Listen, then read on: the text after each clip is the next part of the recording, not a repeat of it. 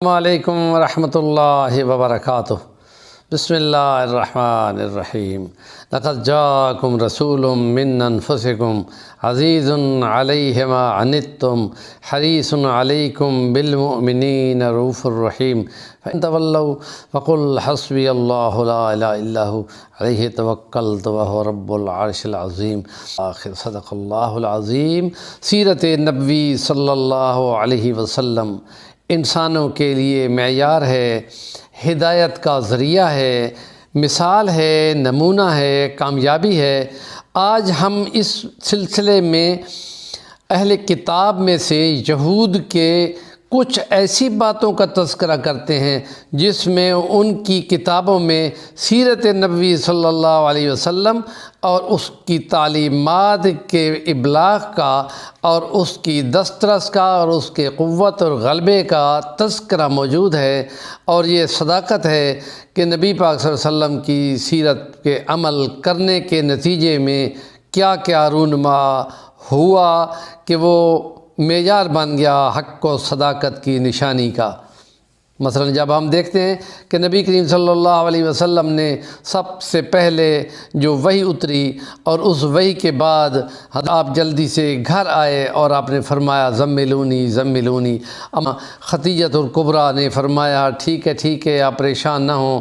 اور آرام کریں،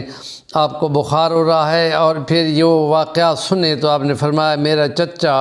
زاد بھائی ورقہ بن نوفل عیسائیت کا ایک بڑا مبلغ ہے، پادری ہے،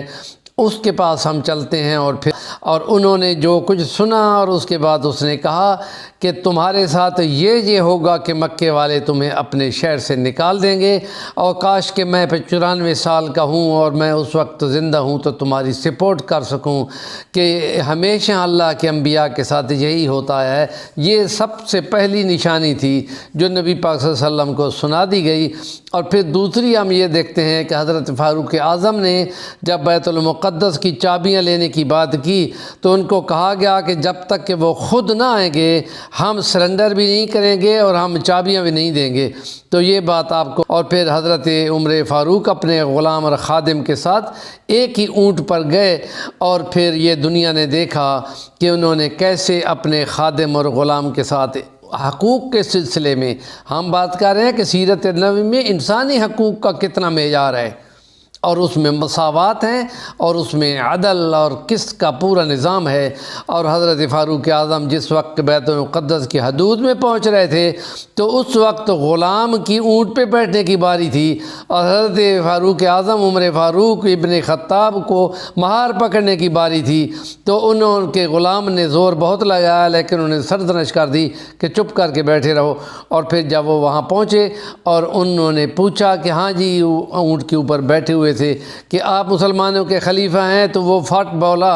ان کا غلام کہ ہمارا امیر المومنین نے اونٹ کی مہار پکڑی ہوئی ہے اور میں اونٹ کے اوپر بیٹھا ہوا ہوں۔ کہا بس یہی چیز ہم نے چیک کرنی تھی کہ جو ہماری کتابوں میں لکھا ہوا تھا کہ خلیفہ اب مسلمانوں کا جو ہوگا وہ اونٹ کی مہار پکڑے ہوگا اور خادم اور غلام اونٹ کے اوپر بیٹھا ہوگا اور بیت المقدس میں داخل ہوں گے۔ تیسرا واقعہ حضرت علی المرتضیٰ کا قاضی شرح کی عدالت میں وہ واقعہ ہے کہ جس میں یہودی کے ساتھ ان کا مقدمہ آ گیا، اور زرہ یہودی کے قبضے میں تھی، اور وہ تھی اصل میں حضرت علی المرتضیٰ کی۔ جب قاضی شرح کی عدالت میں مقدمہ گیا تو اس یہودی نے کہا کہ یہ میری ہے، تو انہوں نے کہا کہ اس کا ثبوت حضرت انکار کیا حضرت علی المرتضیٰ نے، فرمایا اپنے گواہ لاؤ۔ انہوں نے کہا یہ میرا بیٹا حسن گواہ ہے اور یہ میرا غلام گواہ۔ انہوں نے کہا یہ دونوں گواہیاں قبول نہیں ہو سکتی اس لیے کہ یہ آپ کی اپنی ہیں۔ تو لازمی طور پہ قاضی شرح یہ کہہ رہے تھے میں جانتا ہوں کہ یہ زرہ آپ کی ہے، لیکن عدالت کے قوانین کے تقاضے ہوتے ہیں، میں آپ کو یہ نہیں دے سکتا، یہ یہودی کی بات جائے گی۔ اور یہودی یہ کہہ اٹھا کہ ہماری کتابوں میں یہی بات لکھی ہوئی ہے کہ وہ دور بھی آئے گا کہ جب مسلمان یوں فیصلہ کریں گے کہ بے شک کسی اور کے حق میں فیصلہ جائے تو وہ فیصلے کو جانے دیں گے۔ میں نے یہی بات چیک کرنی تھی، اور اس کے بعد وہ اشہد ان لا الہ الا اللہ کہہ کر مسلمان ہو گیا۔ اور پھر اس کے بعد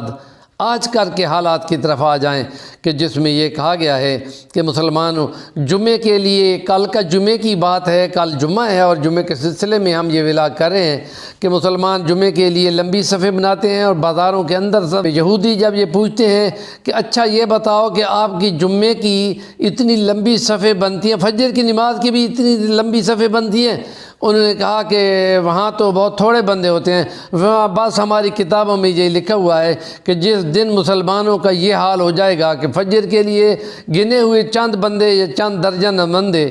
اور جمعے پہ ہزاروں لاکھوں کی تعداد، تو پھر اس دن ان دوروں میں یہودی ان پہ غالب آ جائیں گے۔ یہ چیز ہماری کتابوں میں لکھی ہوئی ہے، اور اس بات کا تذکرہ مولانا طارق جمیل صاحب نے اپنے ولاگز میں بیان کیا ہے، اور انہوں نے تبلیغی دوروں میں ان سے پوچھا گیا تو ان کو یہ بتایا گیا اور انہوں نے اس چیز کو بیان کیا۔ تو یہ ہے وہ چیز کہ جو